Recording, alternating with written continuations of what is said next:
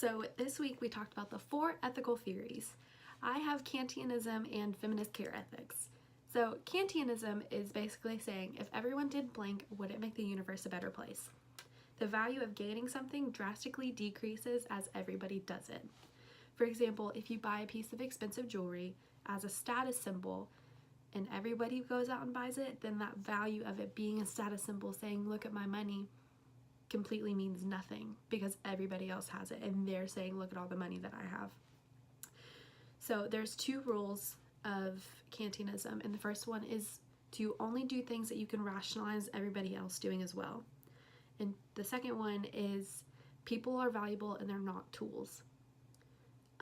Feminist care ethics is a little bit different, and it's more relationship based. Relationships are very, very important, and if you do something that deteriorates a relationship, then you probably shouldn't do that. And it also discusses being truly independent being impossible. For example, Professor Matt talked about how even hermits have to rely on Amazon to bring them everything that they need. Everybody is dependent on somebody else. Either somebody's dependent on you or you're dependent on somebody else. So there's no being independent, and relationships are the thing that really matters. So I decided to discuss genome editing, which is editing genes for cosmetic, disease, or disability, like enhancing cosmetics, getting rid of diseases and disabilities. So Kantianism is completely against this. If everybody created their babies to be perfect and edited their babies, then the value of having a child that you created with your partner would be completely not valuable.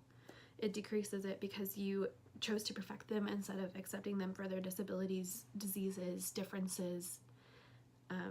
Everybody essentially would be a perfected clone, and their unique genes wouldn't be unique anymore. For example, I want to be a special ed teacher, so I love people who are unique and see the world differently than I do. And being able to watch the way that people with disabilities and their parents are makes you see the world a little bit differently because they see the world a little bit differently. For example, they could be more cautious and very wary of like going to Walmart or something, and others take it as, you know, just living life in the moment and having that joy. Feminist care ethics support genome editing because you're doing the best thing for your baby and you're giving it the best life possible by taking away whatever disease, disability, imperfection they have, because it's all about the relationship with the baby. And if the baby has a good life because they're dependent on you, because you're dependent on the baby in some ways, then that is the most important thing. So Kantianism is against it, and feminist care ethics support genome editing.